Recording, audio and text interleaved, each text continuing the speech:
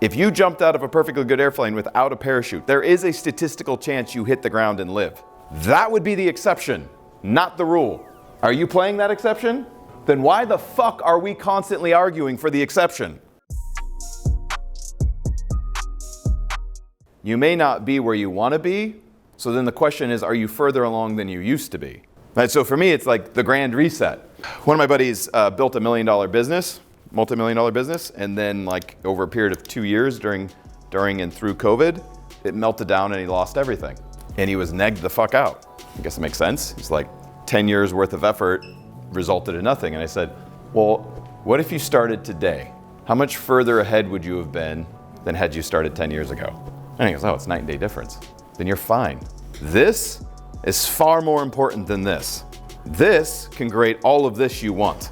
This is why I say constantly, and TikTok isn't always a fan, don't work for a paycheck, work for an education.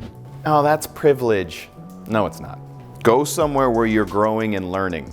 I work really hard to create no ceilings in our business by design, because I would not want to work anywhere that had a ceiling. I don't even want to work with clients that have a ceiling. I literally keep all my clients on notice, all my partners on notice. If I ever get to a point in which my goals are limited because of my partners or my clients, I will not hesitate in removing those partners and clients to get to my goals. My goals come first. So I work really hard to make sure there is no ceiling for anyone. That doesn't mean that you don't have to work, you fucking have to work. Some people are like, oh, I feel stuck. I'm like, well, yeah, because you gotta work. Oh, I missed that part. Yeah, weird, it just doesn't get handed to you. If you stop growing, more often than not, so does your income. Your goal is to continue to grow and to develop high-value skill sets. Do not get stuck, do not get stale, do not allow yourself to plateau for the wrong reasons. That means you get obsessed with your personal growth. You know how many people the last book and only book they read was in high school? Same people blaming other people for why they're not succeeding. You know, we spend more money on lottery tickets than books in the United States. What does that tell you? What's our plan? Maybe at its core, it isn't insidious, potentially. But we have this pervasive concept, especially among the youngest generation, and there may be a healthy psychological explanation for some of this, perhaps. I'm willing to sustain that might be possible. But we have this obsession with wanting to argue for the exception. We have an obsession with wanting to discount lowercase truth, general rule, because of an exception. For instance, 1 million people all had this experience, but Billy Bob didn't, so Billy Bob goes, that's not true because I didn't. And you're like, motherfucker, you're 1 in 1 million. And we do this everywhere. If I've lost you and you're like, what are you talking about? I'll explain what I said the other day. If you jumped out of a perfectly good airplane without a parachute, there is a statistical chance you hit the ground and live. That would be the exception, not the rule. Are you playing that exception? Then why the fuck are we constantly arguing for the exception? It's everywhere.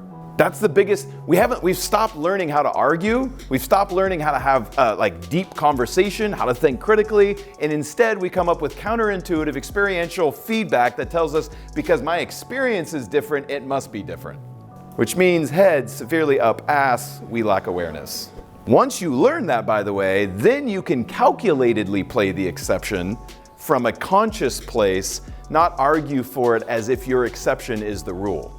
That's where this gets insidious, is now we start to pretend the exception is the rule. I don't think you have to look very far in our society to see how we're pretending that a very small population of people are the largest population of people, and that we should change our entire society for a very small fraction of society.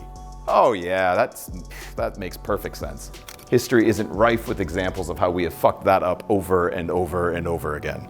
Once you're conscious of it though, then you can calculatedly play the exception.